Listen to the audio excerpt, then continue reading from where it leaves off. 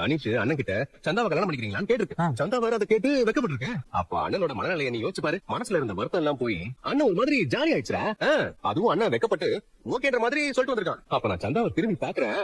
அந்த பொண்ணுக்கு அப்படியே வெக்கம் தாங்கல. ஆனாலும் வெக்கப்பட்ட என்ன பண்றது?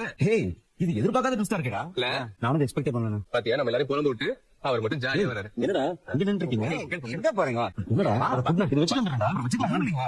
என்ன என்னது புரியல. ஆனா சும்மா சொல்லக்கூடாதுல. பயங்கரமான ஆள் தான் நீ. என்னடா மரஸ்டெல்லாம் எங்கள்கிட்ட என்னடா இது? என்னன்னு சொல்லணும். இப்படி ரவுண்ட் கட்டா என்ன அர்த்தம்? சரி அதெல்லாம் விடு. நேத்து ராத்திரி எங்க போன? கேளு கேளு நல்லா கேளுறேன். எங்க போன? சரி நீ எங்க இருந்து வந்த? எங்க இருந்து வந்த? எதுவுமே தெரியாத மாதிரி நடிப்பிய. சரி ஓகே இப்ப பாரு. வரும்போது ஏன் சிரிச்சிட்டே வந்த? இது சிரிச்சனே இல்ல. அண்ணன் பாவம் நேரம் வைக்கட்டும். அனிஷ் வீட்டுக்கு போனல, அங்க சந்தான்னு ஒரு பொண்ணு இருக்காங்கல்ல, அந்த பொண்ணு என்ன சொன்னாங்க?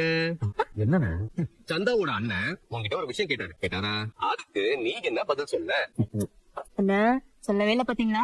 அது மாநிலம் விட்டு மாநிலம் ஒரு காதல் மலர்ந்துருக்கா. கன்ஸ்ட்ரக்ஷன் சைட்டுக்கு எப்ப போனாலும் சந்தா அங்கேயே தாண்டா இருக்கும். நான் அப்பவே லைட்டா சந்தேகப்பட்டேன். டேய் அப்படிலாம் ஒண்ணும் இல்ல. நேத்து அனிஷ் ஏதோ கேட்டா நான் ஏதோ சொன்னேன். எங்க போற? என்ன கேட்டாங்க நீ என்ன சொன்ன? அத சொன்னா ஒண்ணும் கேட்கடா. இது இது சொல்லிட்டு போறதுனால. சரி சரி சரி சொல்லு சொல்லு. அது வந்து அனிஷ் இல்ல நேத்து வந்து போட என்ன போட